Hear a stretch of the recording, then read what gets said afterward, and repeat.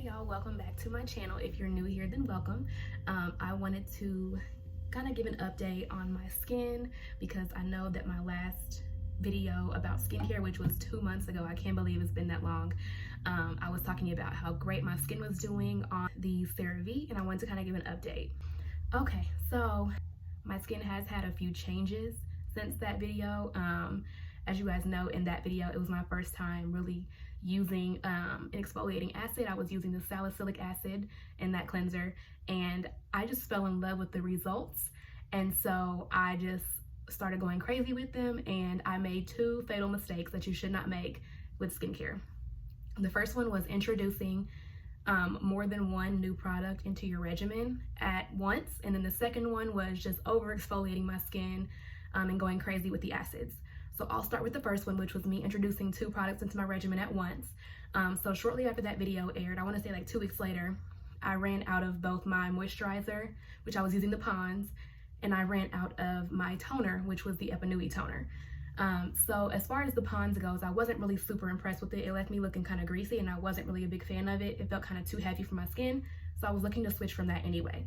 As far as the Epinui toner went, I loved that toner, but the Epinui skincare line is very small. It's a small niche line, but she's not like super mainstream yet, so but it's a cult following, so her products are not always readily available like you could get on The Ordinary and just order their products anytime. She has a restock like every 2 months, and they usually sell out within a couple of days. So if the restock happens and you still have your products, but then a month later you run out, you're gonna be out of products until the next time she restocks. And I was just so happy with the way that my skin was going, the direction that my skin was turning. It was just looking better than ever. And I was like, I cannot wait on her to restock again. And so I went out and I watched a bunch of videos about The Ordinary, and I read a bunch of reviews, and I was like, I'm ready to make this step. So I went out and I got a toner from The Ordinary. I got the glycolic acid toning solution. It was 7% glycolic acid.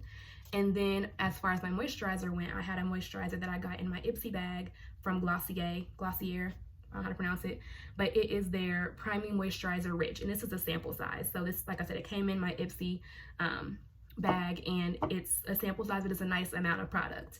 And so I introduced both of these at the same time. So when I read the reviews on this, because it comes in Ipsy, they give you a small little description, but it's not a lot. So I went on the Glossier website and I read the reviews, and I read the how to use it, things like that. There's not very much information on there, but the reviews were like mixed. Some people were saying that they loved it, and then some people were saying that they hated it. The main reason for hating it is because this moisturizer has a smell to it. It has a lavender scent. Now, I don't know if I've talked about this before, but I have eczema.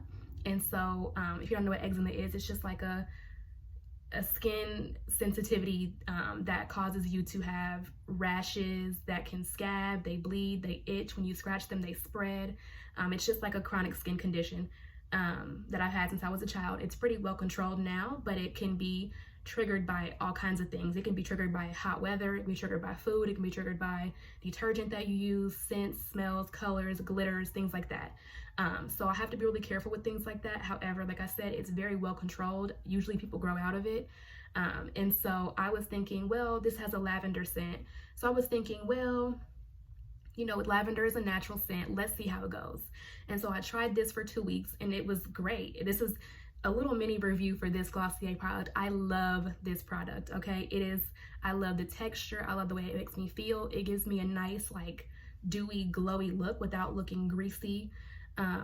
It doesn't feel heavy. Like, I love this product. If you're on the fence about this product, I love it.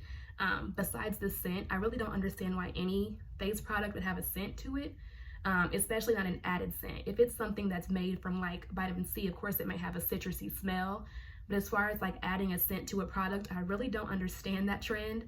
But hopefully they come out with an unscented version. However, I will retry this just because I don't know if I was actually allergic to this scent or if it was the fact that I mixed 2 products.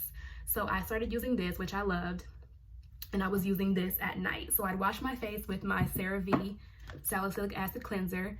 Yes, this is still the same bottle from that video 2 months ago. 1 pump goes a long way. So I'd wash my face with this at night.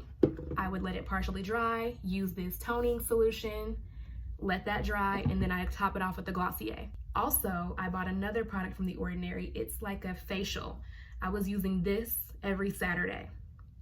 This is the AHA 30%, BHA 2% peeling solution. It's a 10-minute exfoliating facial. So remember, acid, SA, salicylic acid, acid, acid. Just keep that in mind. So I'm using all of these products, these every night and this on the weekends. And for like 2 or 3 weeks, my skin was fine. It was, you know, all my hyperpigmentation went away. As you guys can see, like under my cheeks here where I had like really dark marks, there's barely anything there anymore. And my skin just looked glowy. I was happy. And then all of a sudden, my skin took on this very rough texture. I'll try to insert some video clips.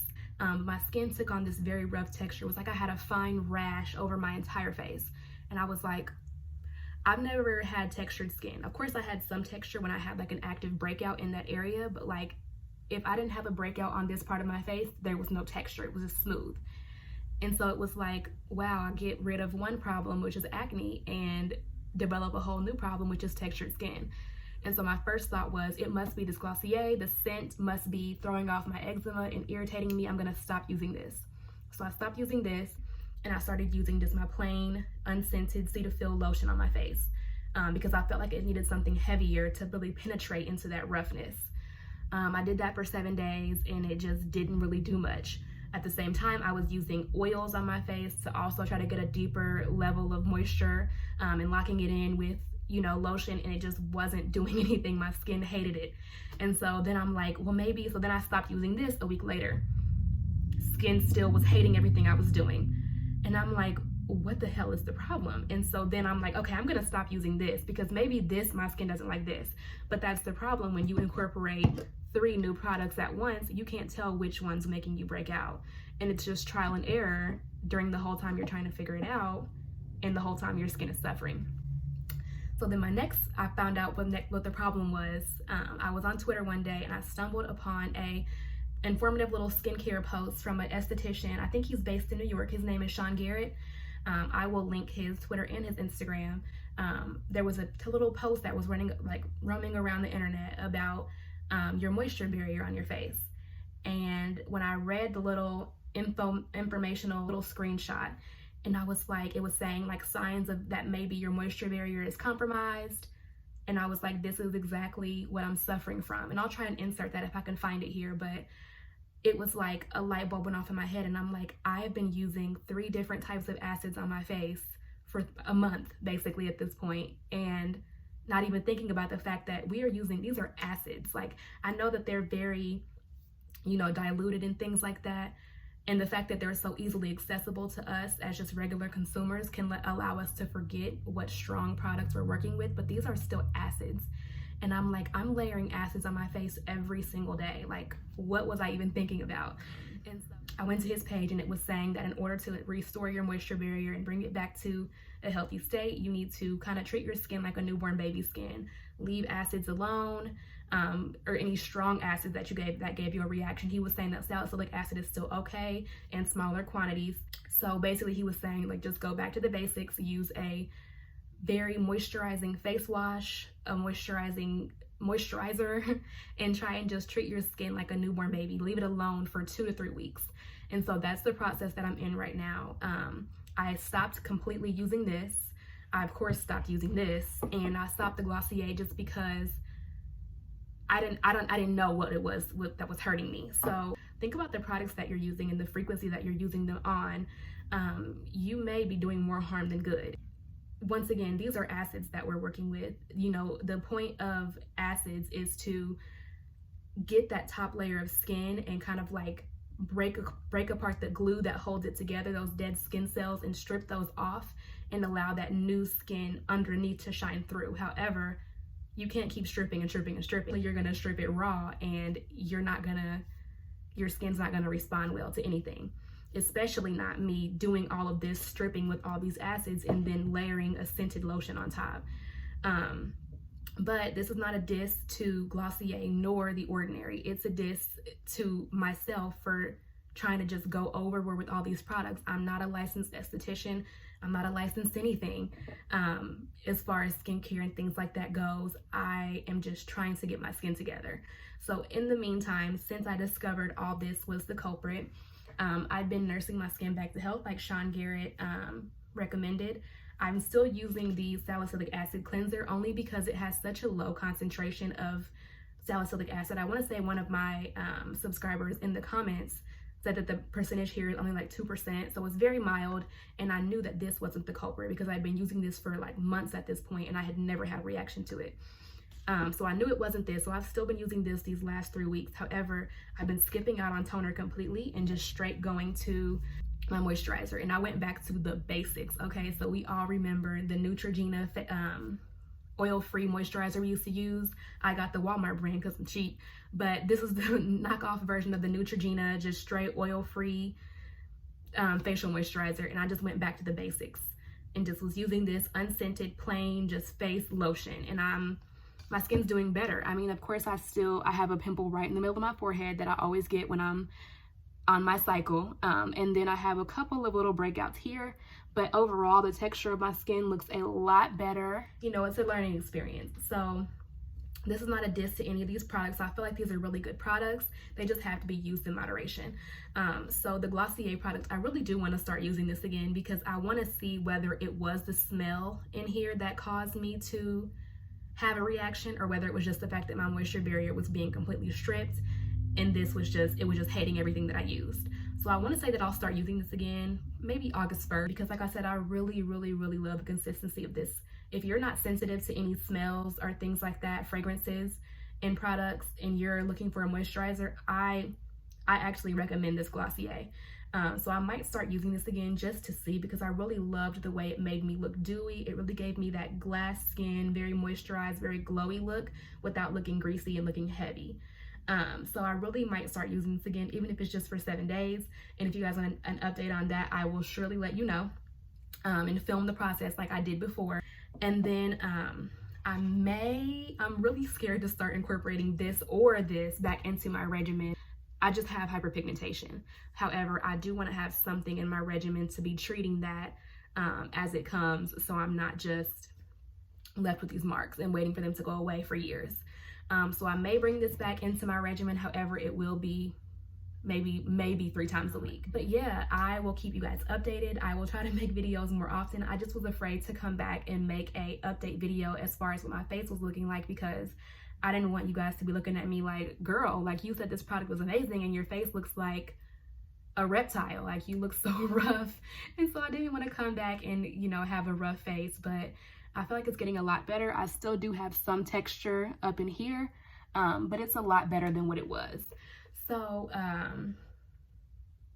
believe that's it. Oh, and stay tuned. I also have a little bit of a review for some Pretty Little Thing pants that I bought. I bought a package from Pretty Little Thing. Terrible. I spent about $120 and I sent half of it back. One of the pair of pants they sent me, the leg was longer than the other. I'll include a picture. But it was like 3 inches longer than the other side. I was like, what the hell? They refunded me immediately, thank God. But I did buy some jeans from them, and I was once again searching up how do Pretty Little Things jeans fit, and I wasn't able to find very much. So I only bought 1 pair of jeans. So I'm gonna post me in those jeans so you guys can get a little bit of a idea of how they fit. And yeah, if you guys have any questions, suggestions, or video questions, or literally anything, just write me. I'm not super well versed in skincare, but I do know a little. So thanks so much. Okay, so it's a light pair of denim. They are high waist and they're really long too. This is just a regular standard length. I mean, they're not long or petite or anything like that. Let me show you from the side. So they do have this loose waistband in the back. I don't know if y'all can really see it. Hold on. They do have a looser fit in the back. However, I do like that. I think that it is kind of on trend with like the classic 90s pants that kind of still have a, they still go like taper at the waist, but they have a little looser waist. I feel like that's just like a cute little style, but these are them. So they are a little bit tight in the booty part, like in the booty and thigh and hip part right here. They're pretty tight. I damn near was gonna send them back because I was worried about busting out of them. However, when you wear them around and stuff, they do get looser. Not that much looser. Like if you can't order a size smaller and think that they're gonna fit you. Like you still may be uncomfortable. And when I sit down, they're not very flattering. However, you know, once they loosen up after a couple of hours, they are cute. They're a thick type of jean. They're not the really thin. They're not the really thin, like Fashion Nova kind. They're a very thick pair of jeans. They really do feel like vintage jeans. So I really, really like them. These are a size 4. And like I said, I could have gone to a size 6. However, this waist would have been even bigger, I'm assuming, but it probably would have fit better in the booty part. As you can see, my booty looks flat at the bottom. Like my cuff is kind of like, the cuff of my butt is kind of like stretching these pants and making them fold up and bunch up and stuff. But I am happy that I got a size 4. However, if you are a little bit bigger than me or you want more of a comfortable fit, you could definitely go with the size 6 and they'd still look good on you. They're just a good quality pair of jeans and I will definitely be buying more.